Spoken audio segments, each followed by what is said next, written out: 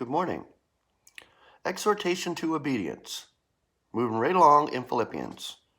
Welcome to the show.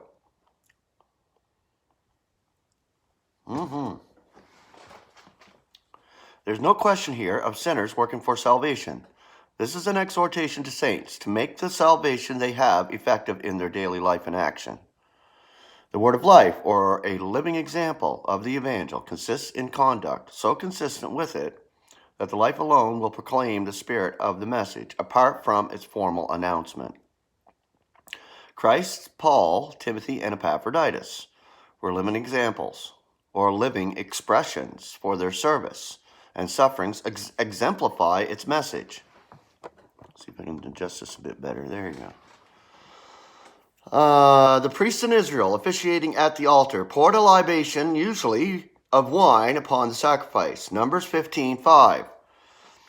Paul wished to be the libation on their sacrifice. Timothy was the ideal servant. Though himself suffering with infirmities, he was not concerned about himself, but took a genuine interest in the saints whom he served. The living examples. The word soul, which means your senses, has lost its significance in English, especially in its compounds. Hence we render idiomatically good cheer for well sold, and equally sensitive for equally sold. Epaphroditus. This is a most pathetic picture of the suffering which often accompanies the service of the Lord in this economy. In the previous economy, Paul could and would have healed Epaphroditus, for his very handkerchief was potent with power. That course was in keeping with the kingdom, which he then proclaimed. But now, when all blessing is spiritual, Ephesians 1:3, Paul does not attempt to heal Epaphroditus and tells Timothy to use a sip of wine for his frequent infirmities. 1 Timothy chapter 5, verse 23.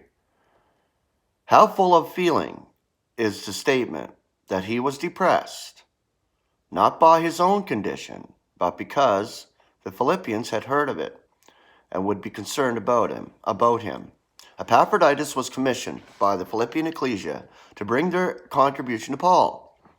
He was their apostle. His case aptly illustrates the meaning of the term. Exhortation to beware.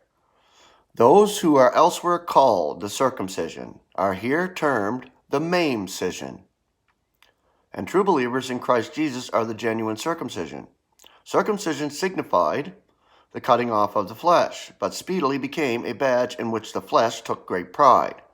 Instead of cutting off the flesh, it gave it the place of privilege.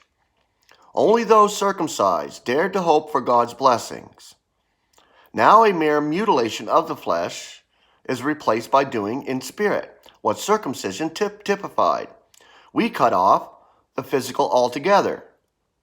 The divine ritual of Judaism is replaced, in our case, by real spiritual worship, acceptable to God, wherever it is offered.